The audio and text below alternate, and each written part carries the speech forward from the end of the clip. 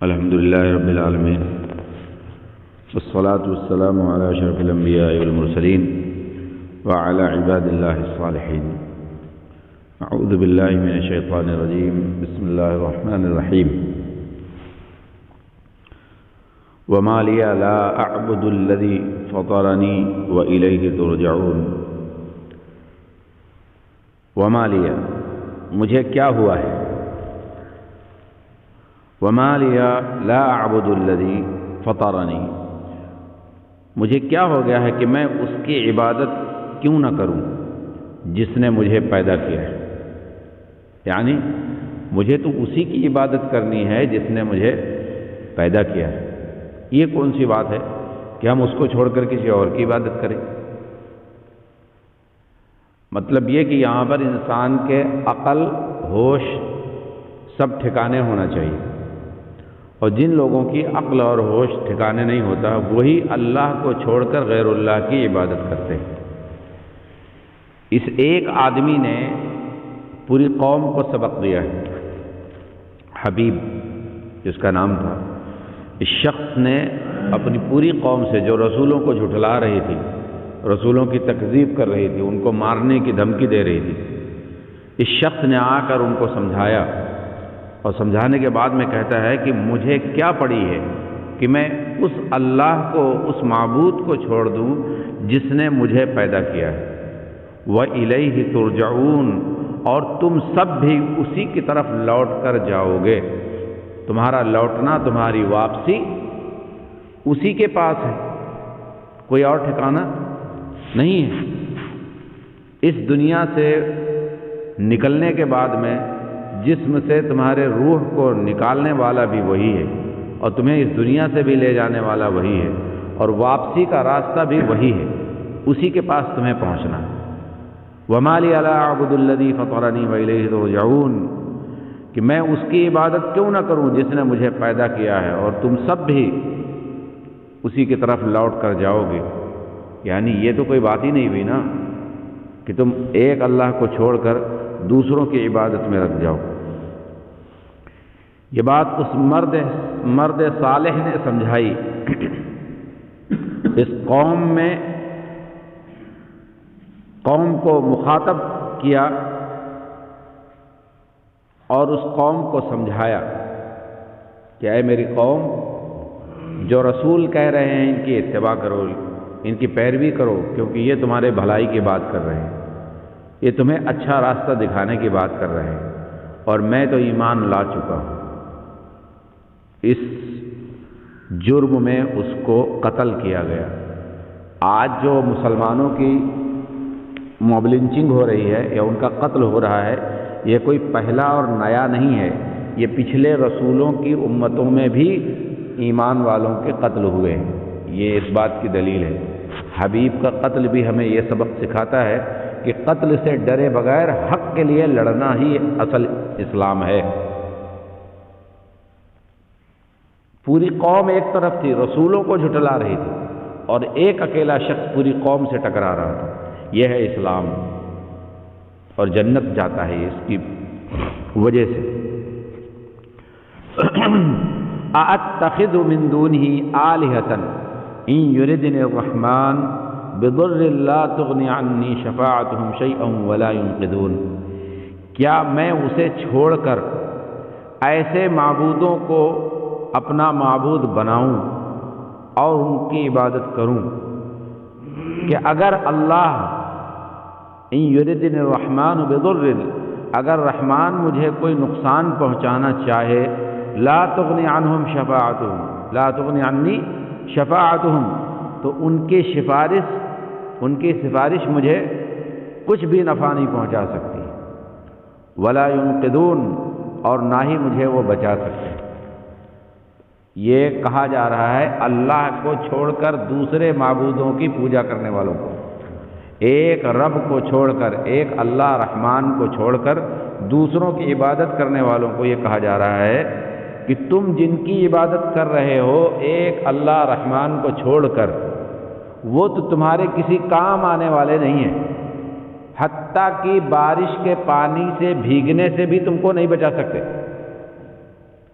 تیز ہوا میں تم کو ہوا سے نہیں بچا سکتے، تیز دھوپ میں تم کو دھوپ کی گرمی اور شدت سے نہیں بچا سکتے، ٹھنڈ کے موسم میں تم کو ٹھنڈی اور برف اور کہرے سے نہیں بچا سکتے، تمہاری بیماری میں تمہیں شفا نہیں دے سکتے،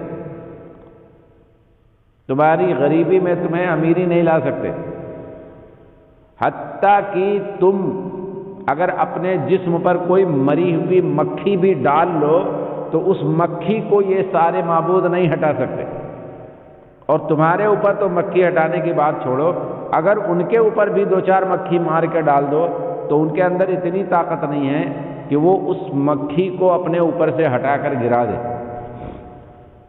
جس طرح سے مرنے کے بعد ایک انسان کے جسم میں چاہے سوئی بھوکو، چاہے تلوار بھوکو، چاہے پیٹ پھاڑو، چاہے سر پھاڑو، چاہے جو آپریشن کرو اس کا، ہے نہیں، پوسٹ مارٹم ہوتا ہے نہیں، کبھی دیکھا لاش کو چلاتے ہوئے، بولتے ہوئے، تڑپتے ہوئے؟ نہیں دیکھا۔ جس طرح سے وہ لاش پوسٹ مارٹم ہوتا ہے، اس کے جسم کے چتھڑے کر دیے جاتے ہیں، پھر اس کو سل دیا جاتا ہے اور وہ کچھ بھی نہیں کر پاتی۔ یہ معبود جو غیر اللہ کے نام کے بنے ہوئے ہیں، یہ اس سے بھی گئے گزرے، یہ اس سے بھی گئے گزرے، کچھ نہیں کر سکتے۔ جہاں رکھ دو وہاں رکھے ہیں، جہاں لٹا دو وہاں لیٹے ہیں، وہ پتھر کے ہوں یا درختوں کے ہوں یا انسانوں میں ہوں یا جانوروں میں ہوں، کوئی بھی چیز ہو، اللہ کے علاوہ جس کی بھی عبادت کی جا رہی ہے وہ ناحق ہے اور باطل ہے، اور انہی کو یہ کہا جا رہا ہے کہ یہ تو سب تمہارے جتنے بھی معبود ہیں سب کے سب بیکار ہیں، ان کا کوئی کام ہی نہیں، یہ کچھ بھی نہیں کر سکتے۔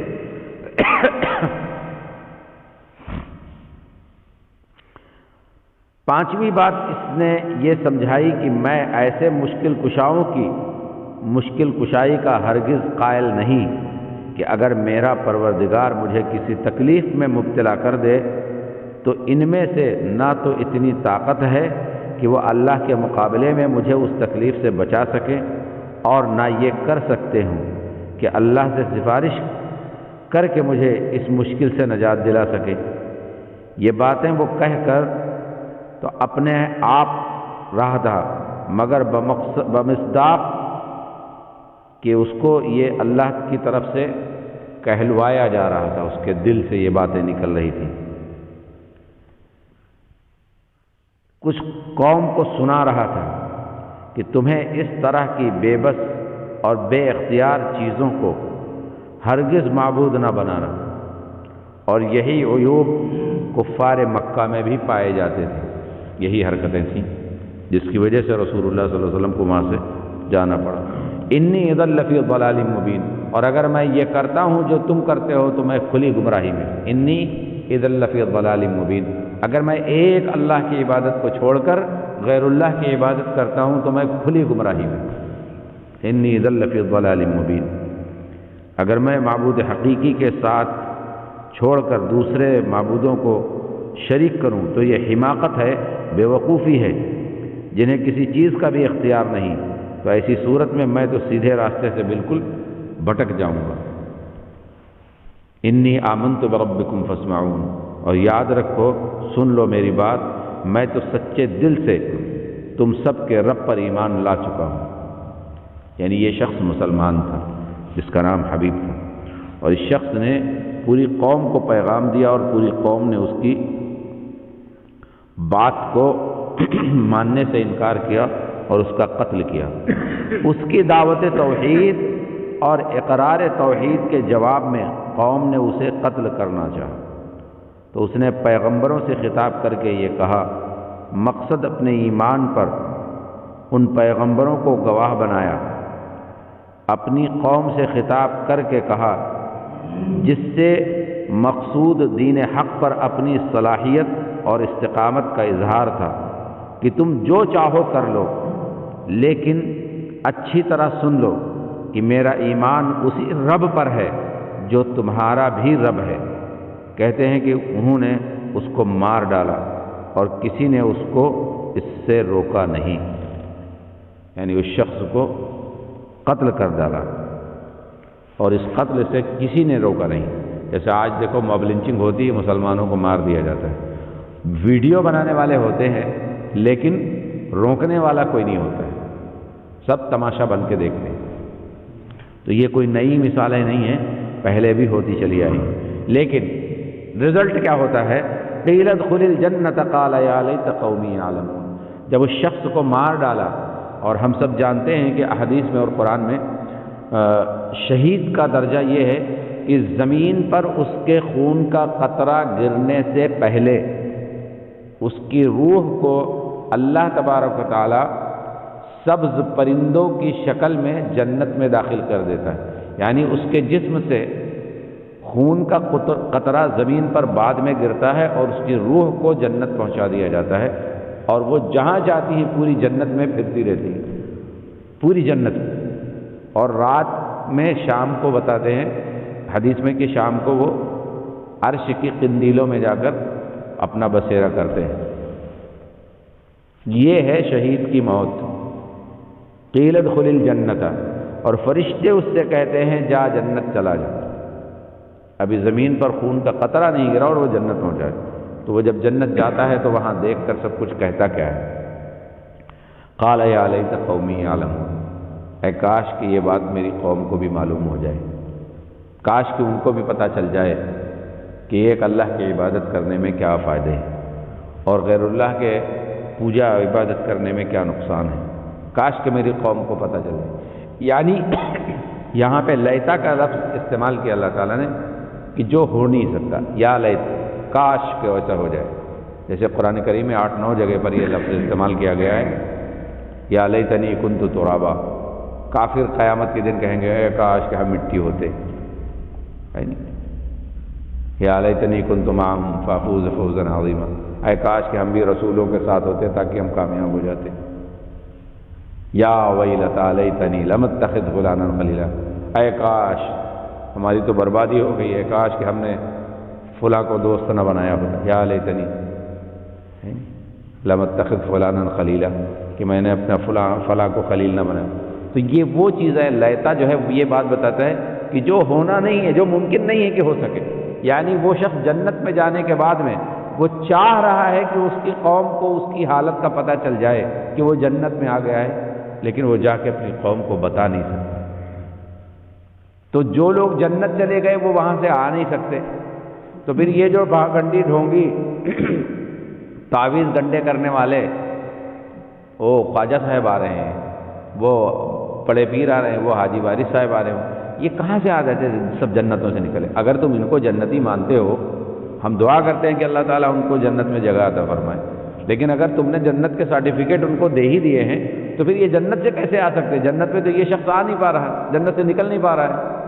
وہ کہتا ہے یقال یا لیت قومی یعلمون، اے کاش کہ میری حالت کے بارے میں میری قوم کو پتہ چل جاتا کہ میں نے توحید پر جو قیام کیا، جو میں نے توحید کو قائم رکھا، ثابت قدم رہا، اس کی پاداش میں تم نے مجھے قتل کیا اور میرے قتل سے ہونے سے مجھے جنت ملی، میری شہادت سے مجھے جنت ملی۔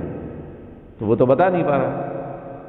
یہ جو ہمارے وہاں کچھ مسلمانوں کے عقیدے ہیں کہ قبروں والوں سے یہ کریں گے، قبر والے یہ کرتے ہیں، سنتے ہیں، آتے ہیں، یہ تو قرآن کے خلاف جا رہا ہے۔ وہ شخص، اب یہ قرآن تو نہیں صاف صاف لفظوں میں کہہ رہا، قرآن تو نہیں جھوٹ بول رہا ہے نا۔ قال یا لیت قومی یعلمون، اے کاش کہ میری بات، میری حالت میری قوم کو بھی معلوم ہو جاتی۔ قیل ادخل الجنہ، جب اس سے کہا گیا کہ جنت چلے جاؤ، فرشتوں نے اس کو جنت میں داخل کیا، تو وہ وہاں تمنا کر رہا ہے کہ کاش میری قوم گمراہی سے نکل کر توحید پر آ جائے۔ تو جب وہ وہاں سے آ کر بتا نہیں سکتا تو یہ قبروں والوں کو کیسے سب سارا سسٹم پتہ چلتا ہے؟ عقل کی وہ ہے۔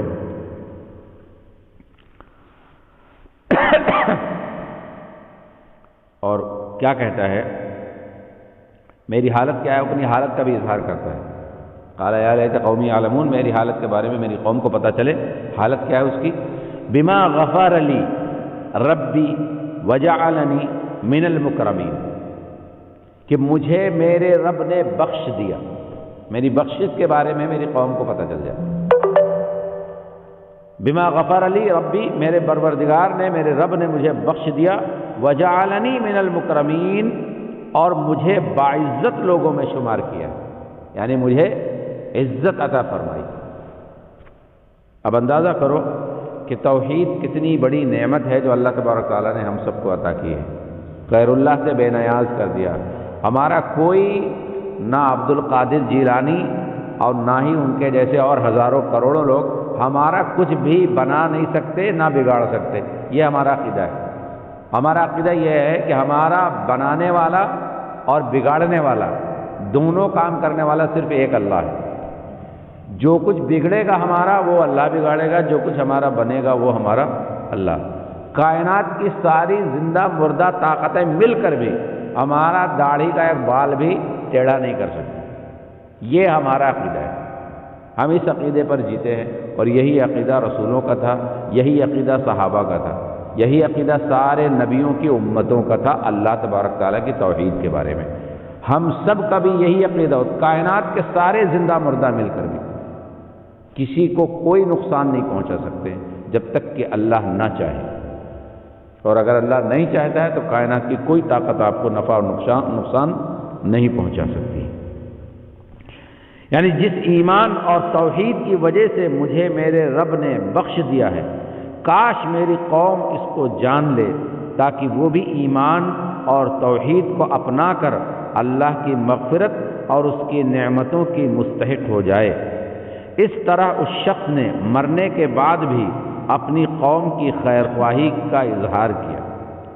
ایک مومن صادق یعنی ایک سچا مومن ایسا ہی ہوتا ہے کہ وہ ہر وقت لوگوں کی خیر خواہی ہی کرتا رہتا ہے، بدخواہی نہیں کرتا، اور ان کی صحیح رہنمائی کرتا ہے، گمراہ نہیں کرتا۔ بے شک لوگ اسے جو چاہیں کہیں اور جس قسم کا سلوک چاہیں اس کے ساتھ کریں، حتیٰ کہ بھلے اس کو مار ہی کیوں نہ ڈالیں، لیکن توحید پر انسان کو جمع رہنا چاہیے۔ اللہ تعالی ہم سب کو صحیح سمجھ عطا فرمائے، نیک عمل کرنے کی توفیق عطا فرمائے، آمین یا رب العالمین۔ سبحانک اللہم و بحمدک، اشہد ان لا الہ الا انت، استغفرک و اتوب الیک۔